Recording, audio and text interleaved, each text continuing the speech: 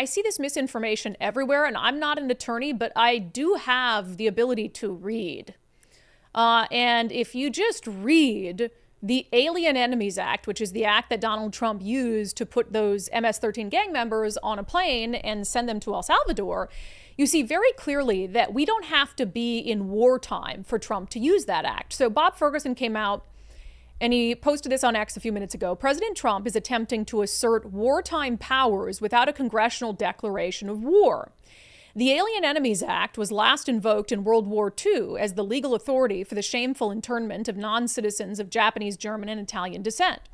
Even though a federal judge issued an emergency and temporary halt to President Trump's efforts to seize powers only granted in war, he is not giving up this effort. This is not normal and it's not okay. All right, since Bob Ferguson can't read, allow me to read part of the Alien Enemies Act, the part that Donald Trump used to issue this declaration. So first, the White House put this out. It says, invocation of the Alien Enemies Act regarding the invasion of the United States by Tren de Aragua. This is important. I want to read the justification because, again, it's going to speak to the reason that Bob Ferguson is wrong. In the proclamation, President Trump said, Tren de Aragua is a designated foreign terrorist organization with thousands of members, many of whom unlawfully infiltrated the United States and are conducting irregular warfare and undertaking hostile actions against the United States. TDA operates in conjunction with Cartel de los Soles, the Nicolas Maduro regime-sponsored narco-terrorism enterprise based in Venezuela, and commits brutal crimes including murders, kidnappings, extortions, and human, drug, and weapons trafficking. TDA has engaged in and continues to engage in mass illegal migration to the United States to further its objectives of harming United States citizens, undermining public safety, and supporting the Maduro regime's goal of destabilizing democratic nations in the Americas, including the United States. So it's very important in that proclamation that he ties this directly to the regime of Nicolas Maduro and therefore Venezuela. So that comes into play when you read the Alien Enemies Act and why Bob Ferguson is just wrong. And I don't know if he just didn't read it. It says, whenever there is a declared war between the United States and any foreign nation or government, or is key here, any invasion or predatory incursion is perpetrated, attempted, or threatened against the territory of the United States by any foreign nation or government. So there are two ways that the Alien Enemy, and it's very clear, it's in the first freaking sentence. There are two ways the Alien Enemies Act can be enforced by the president. If there's a declared war, yes, that part is true, between the United States and any foreign nation or government, or any invasion or predatory incursion is perpetrated, attempted, or threatened against the territory of the United States by any foreign nation.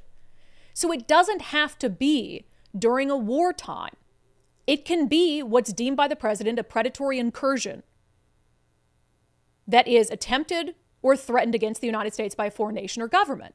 And he is saying, and he's correct, that the incursion of Tren de Aragua into the United States, where they commit heinous crimes against Americans, is perpetrated in part and in conjunction with Nicolas Maduro and his regime in Venezuela.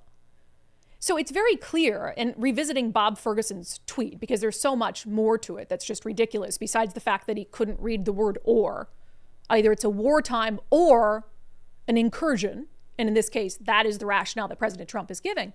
But again, reading his tweet, President Trump is attempting to assert wartime powers without a congressional declaration of war. Blah, blah, blah. Even though a federal judge issued an emergency and temporary halt to President Trump's efforts to seize powers only granted in war, he is not giving up this effort. This is not normal and it's not okay. He is not giving up this effort. The effort to get dangerous murderers, rapists, torturers, drug slingers, weapon slingers off our streets? Yeah, he's not giving up that effort. And would you want him to? Isn't that just Bob Ferguson telling on himself?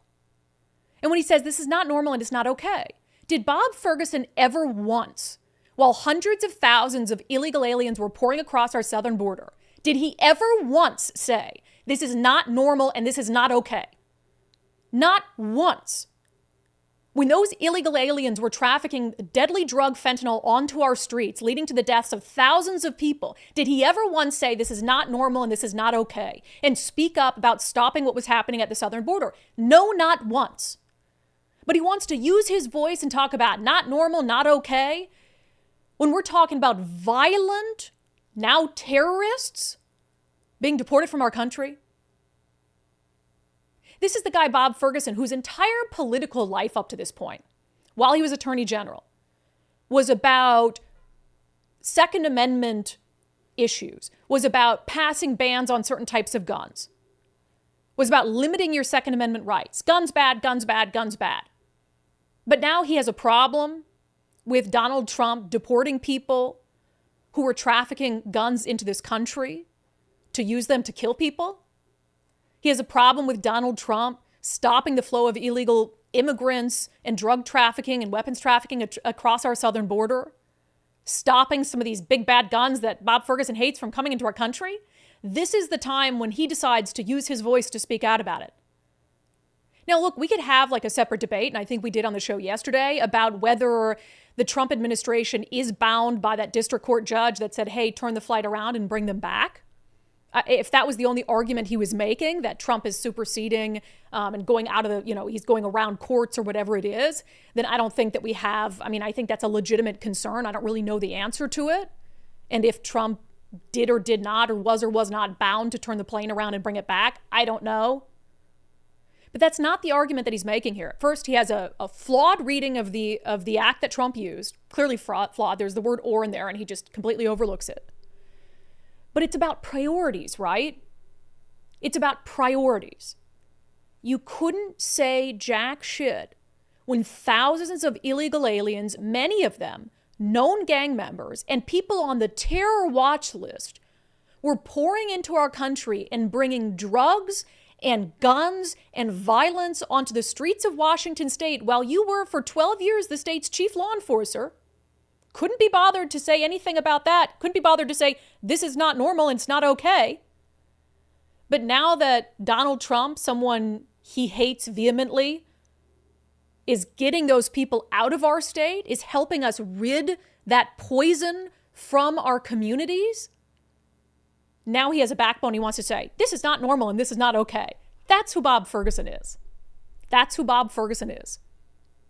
If he can make a political point, he would rather have Tren de Aragua and MS-13 gang members controlling every city in this freaking state. If he could make a dunk on Donald Trump. That's who he is. The only time he speaks out about right and wrong is after he's made a political calculation based on what his base thinks about it.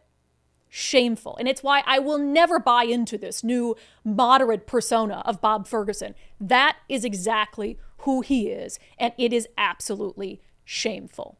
Disgusting. Maybe they don't. Maybe they genuinely don't care if you and your family die miserable deaths. Maybe that really is what it's all about.